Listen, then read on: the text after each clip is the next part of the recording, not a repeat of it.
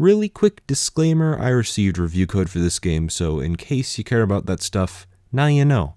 I'm also fairly certain I'm legally obligated to tell you that, so glad we got that out of the way. Having said that, Iconoclast is so good and you should buy it right now. No, seriously, buy this video game. Normally I start off these videos with some sort of preamble about my background with the genre, my experience with the title, stuff like that.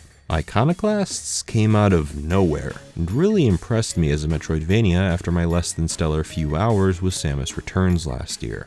On the surface, it's a Metroidvania puzzler inspired by Metal Slug with pixel art. What's so special about it? Au contraire. This is a Metroidvania puzzler inspired by Metal Slug with pixel art that has an amazing story.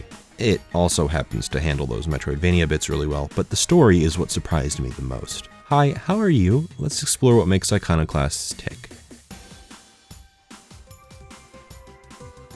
Set in a world ruled by a religious organization known as the One Concern, you play as Robin, the daughter of a deceased mechanic. Despite being mute, Robin ended up becoming one of my favorite characters thanks to her unique expressions that characterize her as this cute young woman in fit physical condition, ready to rise up to any challenge that comes her way no matter the consequences. She's allowed to display fear, sadness, happiness in pantomimes, in a way that's surprisingly more enchanting than if she'd been given dialogue. Robin represents an enticing sense of free will, a theme the story explores through its memorable cast. She's almost treated as this object in need of protection, with characters constantly talking about, over, and under her, but never asking her how she feels about any given issue.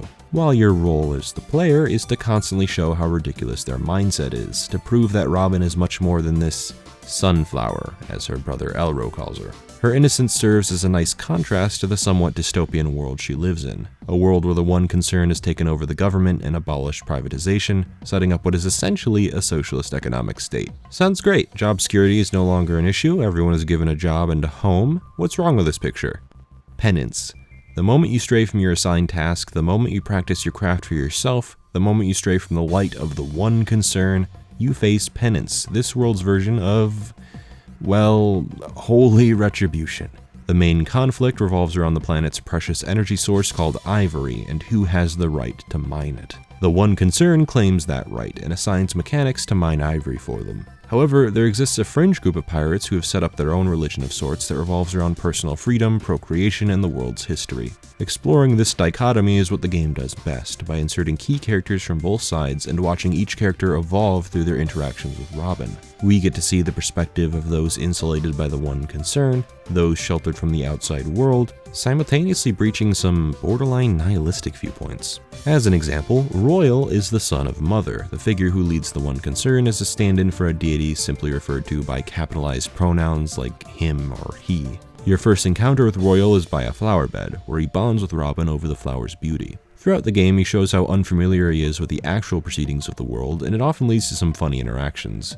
Yet, he also presents an avenue to explore the brainwashed, almost cult-like members of the One Concern. His interactions with Mina, a young pirate woman, are some of my favorites. Their personalities are so opposite, their worldviews so polarizing, that it presents this wonderful dynamic in which Mina will sarcastically and ruthlessly mock Royal's actions, while Royal just goes about his day like nothing of any significance happened. Elro has one of the most interesting character arcs, something I'd rather not spoil. All I'll say is that his presence in the latter half resonated with me in a way I didn't expect glancing at him in the opening minutes of gameplay.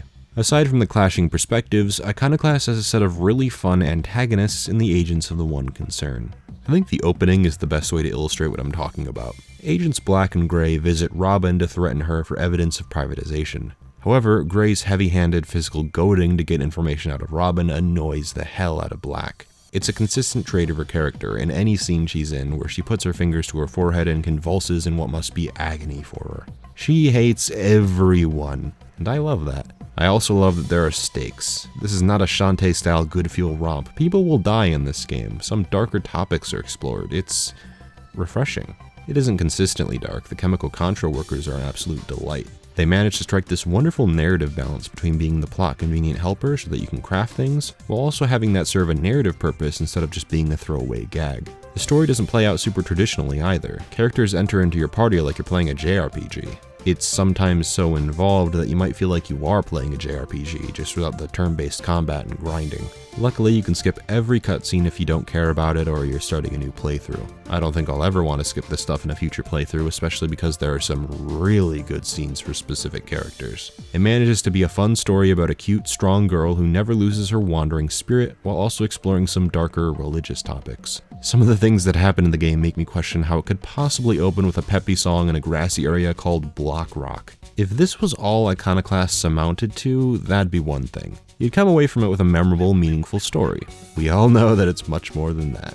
Iconoclast is a bangin' Metroidvania at its core. It may not break new ground, but it takes what I love about the genre and does it well enough that I'm left destroying my sleep schedule while I finish my 9-hour 54% completion playthrough in a couple nights, then contemplating a hard mode playthrough the next morning. Robin has access to her gun and wrench. She can ground pound, grab ledges, crouch.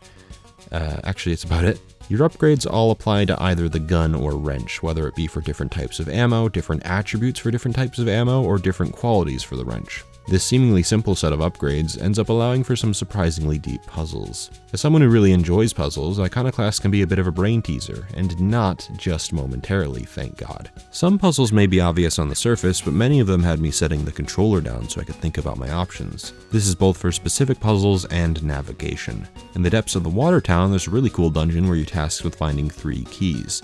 At this point, you have the normal shot, the bomb shot, and your regular wrench. This dungeon revolves around the use of bomb shots to move blocks around. There's a room where you need to bomb your way up, defeating the plant enemies in your way, until you reach the top and need to raise a segment of blocks and shoot another set of bombs below the top platform before you jump up. And that's one of the simpler puzzles. Try wrapping your head around the puzzles at the very bottom of the map, where you need to find out what you're supposed to do with this moving platform and this bomb platform. I was stuck here for quite a while until the solution finally dawned on me.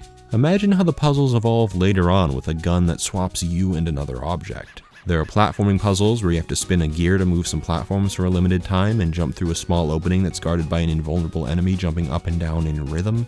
In the tower, I had yet another crisis. It opens without your items, and you'll need to get them back as you explore the tower.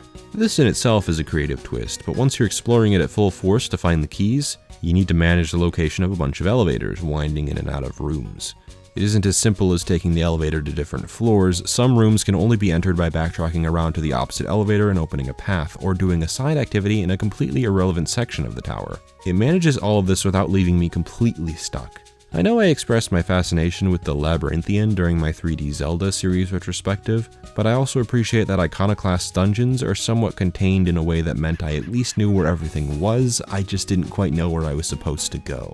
This game is a strange blender of different ingredients that mix into a sweet puree. It didn't need to have combat, but it does. The way Robin moves and shoots is meant to harken back to Metal Slug, as I mentioned. It isn't as laser focused on high-octane gunplay as Metal Slug is, but you can especially tell in the boss fights that the way both Robin and the bosses shoot are incredibly similar to the pixel art in Metal Slug. That was actually one of Joachim Sandberg's goals for the project. I'm sorry if I mispronounce your name, by the way, I've never heard it spoken before. He's a fan of that art style and wants the game to resemble something like Metroid Fusion or Metal Slug.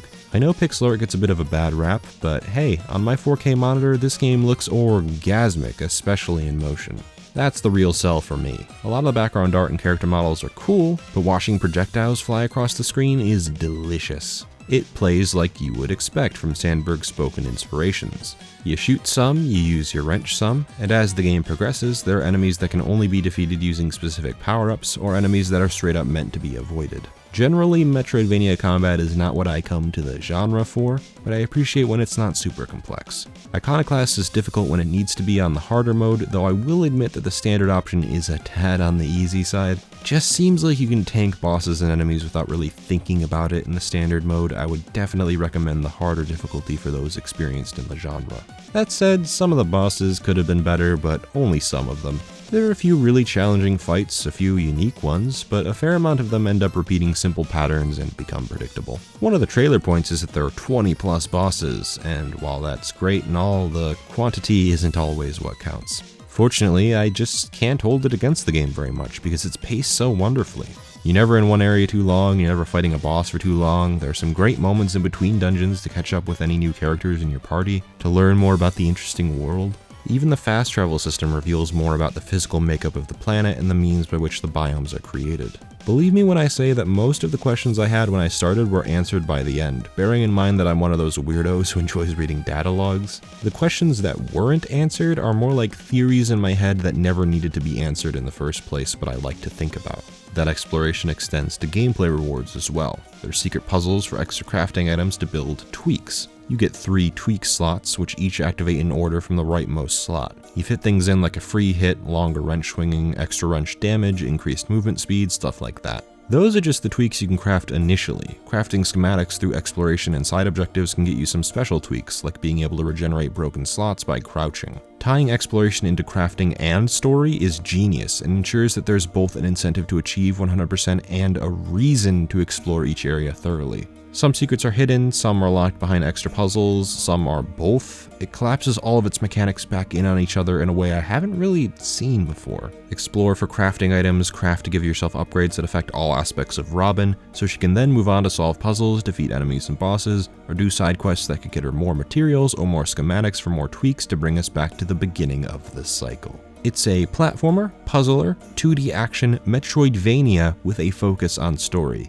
That's a bit of a mouthful. It's poetic. Sandberg's been a game developer for a long time with a sizable catalog of earlier projects. Browsing through what he's made in the past, you really get the idea that Iconoclast is his magnum opus, a collection of all the tools he's accumulated as a dev, all the lessons he's learned, and what we get is a refined passion project that probably won't get the attention it ultimately deserves. I feel like I'm at a loss for words. I expected to say a lot more than I evidently did, but that's the thing. I want you to play the game and come back here. I usually try not to be so vague in my retrospective videos, because those are supposed to be all-encompassing analysis-style videos that assume you've played what I'm talking about. In this case, I don't want to talk too many specifics, since you should be playing it yourself, which is a hard sell, I know. I just hope I was able to convince you that it's at least worth a cursory glance, if nothing else. I truly believe Iconoclast is special. Not flawless, but special. It's available to buy right now on Steam, PS4, and Vita for $20 US. I'll have links in the description in case I convinced you. In a month with both Dragon Ball FighterZ and Monster Hunter World, I anticipate I'll enjoy Iconoclast more than both of those, so I hope that says a lot. And that marks the end of yet another video made possible by all of these lovely patrons. I cannot thank all of my current patrons enough, and if you want to become a patron, feel free to follow the link in the description. Believe me when I say that the best way to support me is to donate $1 a month. If you can't, I'm not going to pressure you. I know there are a lot of other creators other than me, but that is what helps me the most, especially in an age where ad revenue is a bit shaky and YouTube's doing some weird things with smaller creators. I don't know what's going on. Now, if you can't donate, that's completely fine, but I will ask something of everyone. Come back to this video after you've played Iconoclast to share some of your thoughts. Leave a spoiler tag, just in case you discuss spoilers. I want to have a really good discussion about this game. I want to raise awareness, share the video around if you could, get more and more of your friends to buy the game. I want this game to take off. It's really good, really special. And I hope you enjoyed my review of it. My name has been King K, and I certainly hope you have some well-deserved fun today. My goal was with it to start out as something very familiar and then slowly start introducing a narrative thread that felt more personal, character-driven, and a bit more serious than those games tend to be. So the short pitch always sounds very cliche, but hopefully as you play the game you figure out that there's more to be said about the characters than what's the most expected.